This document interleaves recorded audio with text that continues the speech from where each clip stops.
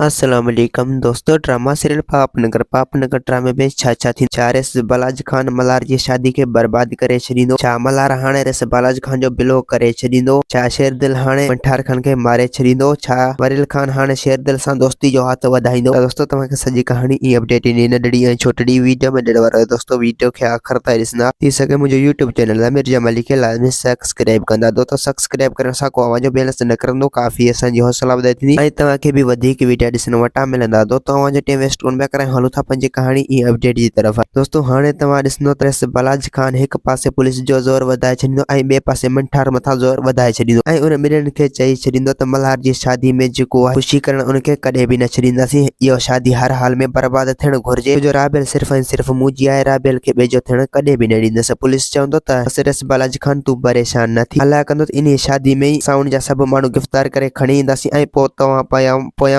तबाही मचाए छॾिजो ऐं पोइ तव्हां जेको आहे जेका कम बि कजो उहा तव्हां पाण मर्ज़ी वारा आहियो। रेस बालाजी खान चवंदो त बस तुंहिंजो कमु आहे तूं उन्हनि खे गिरफ़्तार करी ऐं तूं शेरदिल खे उतां हक़ करे वठी अची। ऐं ॿिए पासे दोस्तों हाणे तव्हां ॾिसंदो त मल्हार खान जेको आहे उहो पंहिंजे माउ पीउनि खे साफ़ साफ़ चई छॾींदो अगरि जेकॾहिं मुंहिंजी शादी में बालाजी खान थोरो बि हेॾे होॾे कयो त पोइ उन खे मां ज़िंदगी भर बख़्श न कंदुसि ऐं पोइ उन खे मां अहिड़ो त सबक़ सेखारींदुसि जो दुनिया ॾिसंदी ऐं पोइ उन जे पोयां मां राति ॾींहुं पियो हूंदुसि ऐं पोइ उन खे अस्पताल भेड़ो करे अहिड़ो त सबक़ सेखारींदुसि जो दुनिया ॾिसंदी त पोइ मां इहो विसारे वेही रहंदुसि त बालाजी खान हिन ॻोठ जो वॾो आहे। नूरल चवंदो त तार पुट तूं इएं न कर, छो जो रेस बालाजी खान असां खां ॾाढो आहे, असां ॾाढनि सां पुॼी कॾहिं बि न सघंदासीं। ऐं ॿिए पासे दोस्तों हाणे तव्हां ॾिसंदो त शेरदिल जेको आहे गुलाब सां सलाह करे छॾींदो त जॾहिं बि तव्हांखे इहो मंठार ॾिसण में अचे त पोइ तव्हां मूंखे फोन करे इतला ज़रूरु कजो त मां इन मंठार खे अहिड़ो त सबक़ सेखारियां, मां बि ॾिसां त मंठार पाण खे सम्झे छा थो ऐं हू रेस बालाजी खान जो चमचो आहे। ऐं ॿिए पासे दोस्तों हाणे तव्हां ॾिसंदो त वरेल खान जेको आहे शेरदिल सां मिलंदो, शेरदिल खे चवंदो त अगरि जेसीं ताईं असां पाण में नथा मिलूं जेसीं ताईं इहो रेस बालाजी खान असां खां कमज़ोर न थींदो। जेकर तव्हां हाणे सभई गॾु थी करे इन रेस बालाजी खान खे टांडा ॾियो। दोस्तों उम्मीद है कहानी आई हूंदी आहे, मूंखे पसंदि असांखे ॾींदा हाणे इजाज़त, वरी तव्हां सां मिलंदासीं कि नई वीडियो में। खुदा हाफ़िज़।